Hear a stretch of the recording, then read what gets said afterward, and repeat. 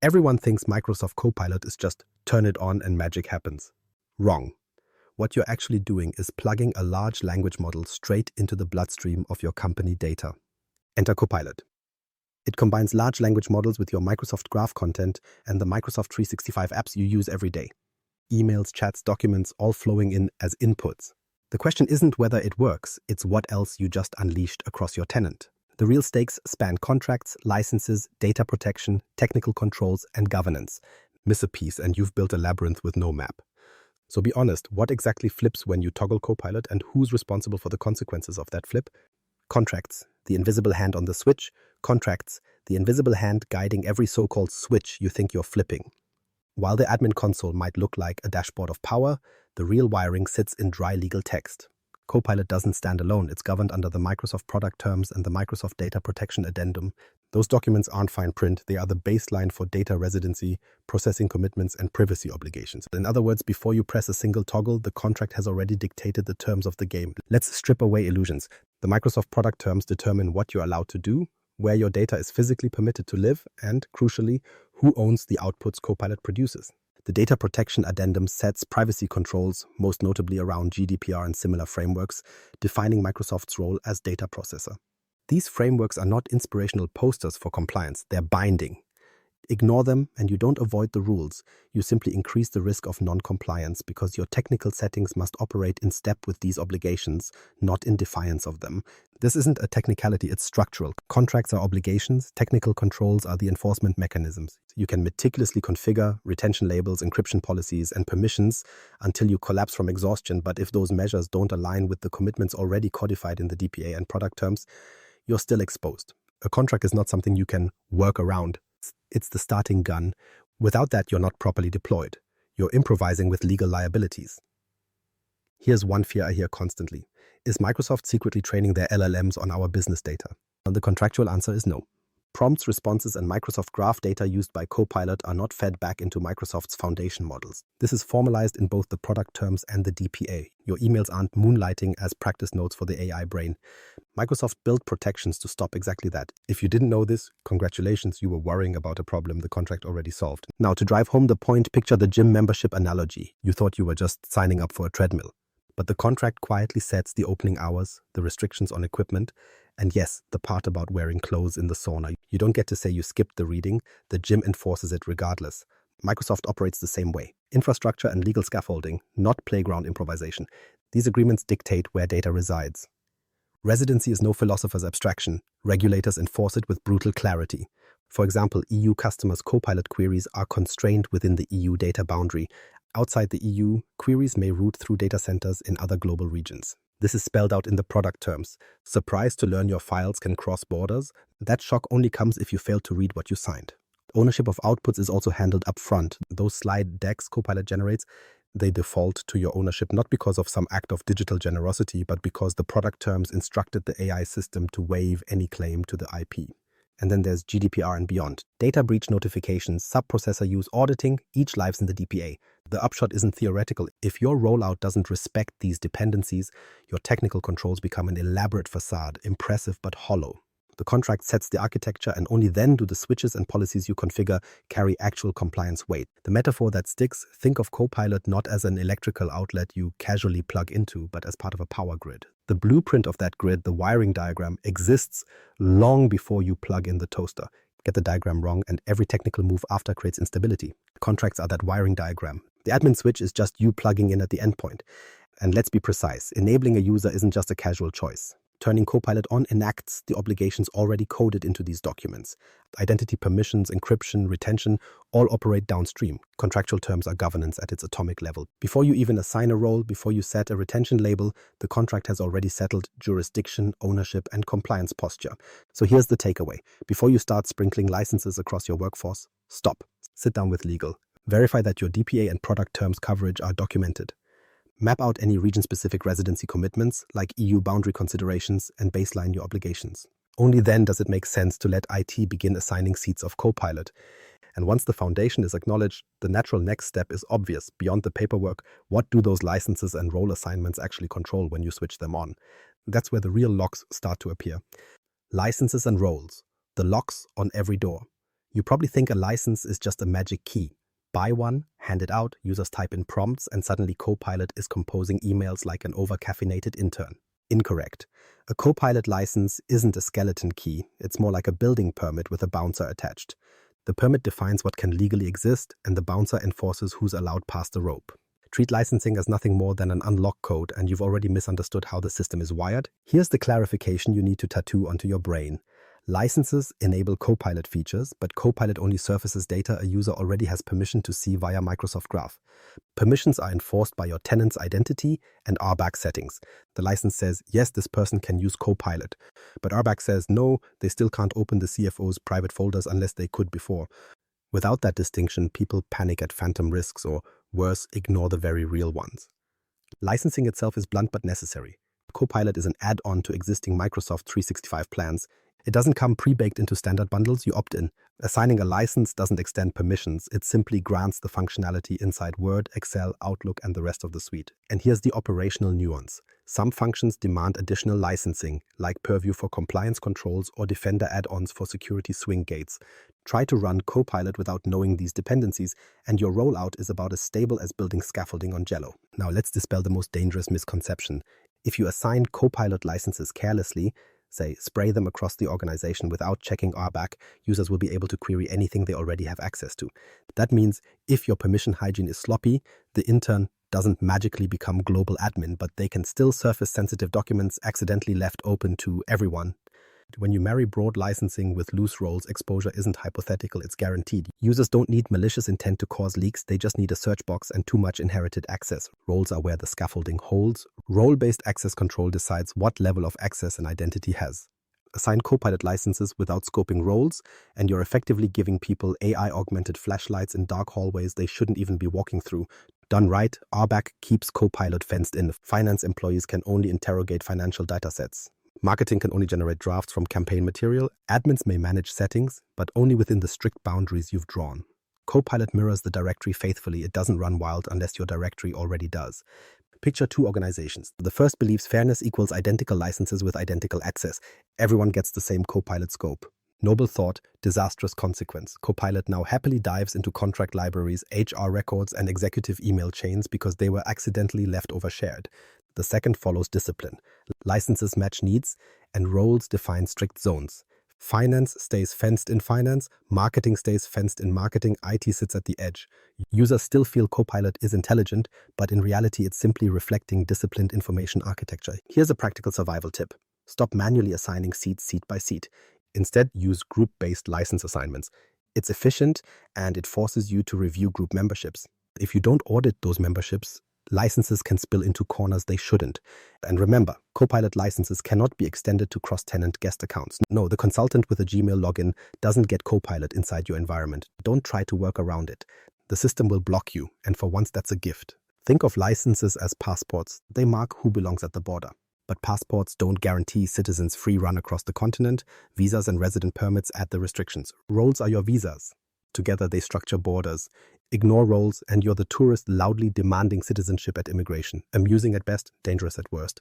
The elegance here is that RBAC, when architected correctly, becomes invisible. Users think Copilot knows them. Not true. Copilot simply echoes the security lattice already built into Microsoft 365. Provide strong permissions and Copilot mirrors discipline. Provide chaos and Copilot mirrors chaos. The mirror is neutral, your design is not. That's why licenses and roles together function as silent locks across your organization. Done properly, no one notices. Done poorly, you only notice once Copilot begins surfacing documents no intern should ever read. And that raises the next problem. Inside those locked rooms, what is Copilot actually consuming? The answer? A buffet made up of your emails, your documents, and every forgotten overshared file you've left lying around. Data exposure, Copilot's diet is your entire org. So let's talk about what happens once Copilot starts chewing. Data exposure isn't theoretical. It's the everyday consequence of Copilot being allowed to eat from the very same directory you've constructed. Microsoft 365 Copilot sources content through Microsoft Graph and only presents material a user already has at least few permissions for. The semantic index and grounding respect identity-based access boundaries, which means the AI is not wandering into vaults it shouldn't. It's simply pointing out what your security model already makes visible, often in ways you didn't expect. And yet that's the danger. Copilot doesn't bend permissions, it mirrors them. If your team's libraries are riddled with everyone access, Copilot is going to happily pull those into a summary. If your SharePoint is sloppily exposed, Copilot will integrate that data into drafts. Users rarely go searching for the messy corners of your tenant, but Copilot doesn't discriminate. It fetches from the entire index, and the index is your doing, not Microsoft's. Think of Copilot as a librarian with perfect recall. Traditional employees forget the unlocked filing cabinet in the basement. Copilot doesn't forget, it scans the index. The embarrassing memo you dumped in a wide-open folder is no longer forgotten. It's prompt ready. Again, not malice, just efficiency applied to whatever digital chaos you built. Now, permissions alone aren't the whole equation. Enter sensitivity labels. These aren't decoration, they drive protection. When a file is labeled as confidential, with encryption enforced, Copilot must respect it. And here's the precise detail. When labels enforce encryption or require extract usage rights, Copilot only processes content if the user has both view and extract permissions. If not, Copilot is blocked. Labels are inherited too. So when Copilot generates a new slide deck based on a sensitive file, the label and protections carry over automatically. No human intervention required. That's a good thing, because if you depend on end users remembering to label every derivative document, you're trusting humans against entropy. Statistically, they lose. Regulatory frameworks amplify this. GDPR does not care that the permissions allowed it. HIPAA doesn't care that someone accidentally left cancer patient records open to a marketing team. ISO doesn't shrug when processes are inconsistent. Regulators care about access surfaces, period. If your permission setup allows personal data to appear via Copilot, then your compliance posture is compromised. Claiming but the AI just reflected permissions is like arguing you shouldn't get a speeding ticket because your foot naturally pushed the gas pedal. Laws disagree, and don't oversimplify the residency rules either. For EU customers, Microsoft routes Copilot processing through the EU data boundary where required. But, and this is critical, web search queries to Bing are not included in the EU DB guarantees. They follow a separate data handling policy altogether. Assume all data is shielded equally and you're already wrong. Regulators will notice the nuance, even if you didn't bother to read it. What about persistence? Copilot prompts, responses, and activity logs aren't floating off into some LLM training facility. They are stored inside the Microsoft 365 service boundary, where retention and deletion can be managed, with Purview, of course. Admins can use Purview content search and retention policies to govern this history. And Microsoft is explicit. Graph prompts and responses do not train Copilot's foundation models. Your CEO's quarterly memo isn't secretly being ingested to improve someone else's AI. So how do you even begin to reduce the blast radius? Run a permissions audit, strip away those everyone groups, then run Purview Data Security Posture Management Assessments, DSPM, to uncover files and libraries left rotting in overshared limbo. Because whether you realize it or not, Copilot is empowered to surface whatever permissions you've accidentally allowed. Pretending otherwise won't save you. Of course, you can't outsource responsibility to Purview alone. Purview is a filter, yes, but filters only work if you classify data properly to begin with. Mislabel content or leave it unlabeled, and the filter simply shrugs. That's the reality. Copilot is not greedy, it's compliant. What you see reflected through Copilot's answers is a mirror of your permission hygiene. If that hygiene is intact, insights look neat and relevant. If it's sloppy, Copilot gleefully showcases the oversight. And when enforcement finally collides with all this exposure, things get interesting. Copilot may try to deliver a neat answer, but be cut off midstream by a compliance rule that yanks away the plate. Not a bug, not the AI failing. That's security controls exercising authority.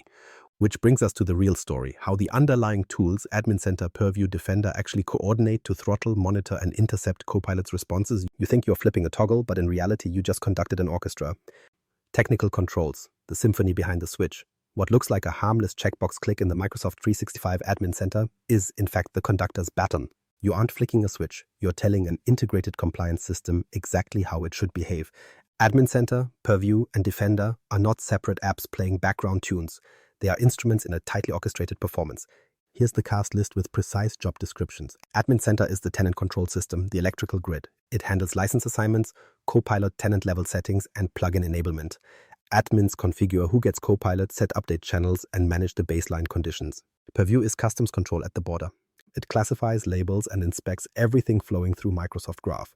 It enforces retention through policies, applies data loss prevention, DLP, uncovers risks with data security posture management for AI, DSPM, and logs every action into audit trails.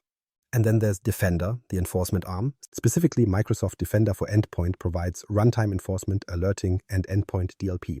It monitors behavior, blocks risky actions like pasting sensitive data into third-party AI tools, and halts Copilot content when rules match. That isn't a glitch, that is policy executing live. The average admin makes the fatal assumption of isolation. They treat these tools as if each lives in a sealed box. Not so. They overlap constantly. Admin Center can turn on Copilot, but without Purview's labels and policies, content flows without classification. Purview builds the rules, but without Defender's enforcement, violations slip straight through. Treat anyone as optional and you aren't managing compliance. You're hosting chaos. Picture this. You provision licenses in the admin center, but never bother configuring Purview sensitivity labels. Copilot happily indexes open files, and suddenly your interns can stumble on draft M&A strategy documents. Or consider over-aggressive Defender DLP settings. A user requests a Copilot summary of quarterly revenue, but the underlying file includes embedded account numbers classified as restricted. Defender cuts the output instantly. The employee complains Copilot is broken.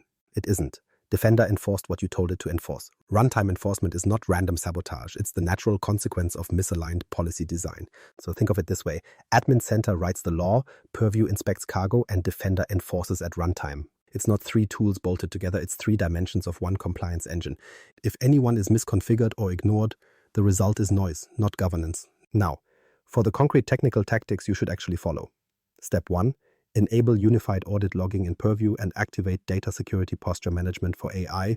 DSPM scans for overshared files or shadow data that Copilot might surface, and with one click you can auto-generate policies to plug obvious holes. Step 2, apply sensitivity labels consistently and pair them with Purview DLP policies that restrict Copilot from processing highly confidential data entirely. Combine this with retention rules so prompts and responses have lifecycle controls. Step 3, reinforce the perimeter.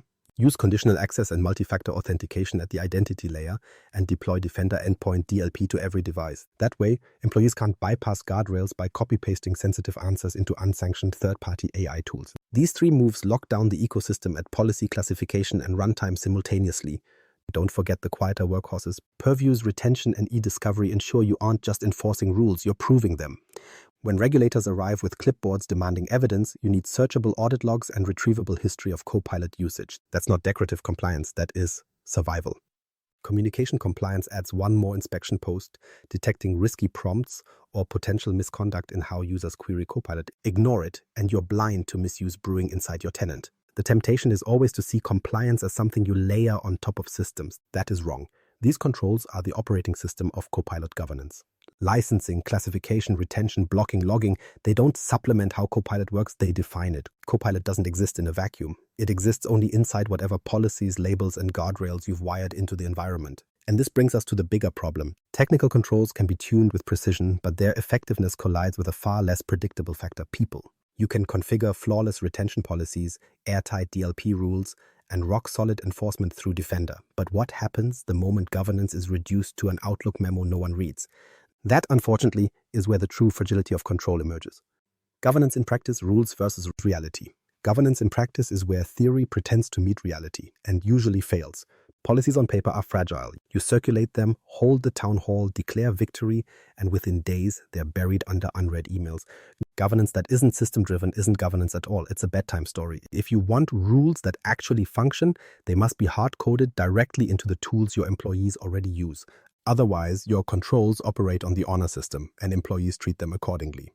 Governance is not decoration or aspiration. It is the translation layer that takes abstract compliance demands, protect personal data, restrict sensitive access, and anchors them into actual behaviors enforced by the platform. Without it, policies are empty rhetoric. With it, rules become unavoidable. A retention label applied by Purview speaks louder than any HR memo because the system doesn't give users an opt-out button. Governance then is subtitles over the foreign film. Employees don't have to buy in to understand what's happening. The system forces comprehension by design. Take the laughably useless instruction, do not share sensitive files with Copilot. It sounds stern, but has the deterrent power of a post-it note saying don't eat cookies in front of a plate of cookies. Instead, configure a data loss prevention policy in Purview targeting the Microsoft Copilot experiences location. That means when Copilot encounters a highly confidential file, it can't summarize or process it, no matter how politely or cluelessly the employee prompts. That isn't a suggestion, it's a refusal wired into the system. Compare that to general awareness campaigns, and the difference is obvious. One tells users what not to do, the other makes the forbidden action technically impossible. The car analogy, let's compress it. Telling users not to share data is like posting speed limit signs. Configuring default sensitivity labeling, auto-labeling, and DLP policies for Copilot is like installing an actual speed limiter that blocks the car from passing 65 mph. Which one do regulators prefer? The one that removes human choice from the equation. And frankly, you should too. Now, enlist Microsoft's governance tools because for once they're useful. Purview auto-labeling and default sensitivity labels force classification even when employees forget. Retention labels auto-apply timelines so forgotten files don't linger eternally. Communication compliance functions as your surveillance system. It can scan Copilot prompts and responses to flag inappropriate data being fed into the AI. That's not overreach, that's the bare minimum. And Purview DSPM for AI gives you visibility into Copilot's diet with one-click remediation policies that shut down risky exposures. Together, they close the loop between what you intended and what the system enforces. This matters because the weakest link is predictable: people. Compliance officers write rules, administrators configure tools, and employees ignore all of it the moment they get busy. Communication compliance can't stop humans from trying something ill-advised, but it can catch the attempt and generate telemetry. DSPM doesn't rely on goodwill. It finds overshared data and hands you policies to auto-fix it. These tools don't request discipline, they enforce it. Of course, governance is not just tooling. There's structure. A sane deployment includes a cross-functional AI council or center of excellence, a table where legal, security, HR, and IT sit down to align rules with the technical controls. Microsoft's guidance pushes this, and it's not optional theater. Without alignment, one side prints vague directives while the other side configures completely different realities. Governance isn't just a technical boundary, it's organizational choreography. The comparison between two fictional companies makes the point plain. Company A produces a glossy one-page directive. Use Copilot responsibly. Company B configures Purview templates to block Copilot from touching unclassified financial data at all. Fast forward 6 months, Company A scrambles to contain a leak after sensitive files surfaced in Copilot summaries. Company B doesn't. Both had governance. Only one treated governance as a system. Spoiler, theater fails, automation wins. The necessary conclusion is blunt. Governance doesn't live in PDFs, posters, or mandatory training slides. It lives in technical controls that users cannot bypass. Policies taped to a wall may look official. Configured Purview rules, DLP blocks, and sensitivity labels actually are official. Awareness campaigns are seasoning. Enforcement is the substance. And yes, user education matters, but if your strategy depends on employees always remembering the rules, you've already lost. So governance in practice boils down to this. Translate every expectation into a system-enforced rule that runs whether users cooperate or not. Only then does compliance survive contact with reality. And when those automated boundaries are in place, Copilot doesn't just function as an AI assistant, it becomes the demonstration of your governance model working in real time.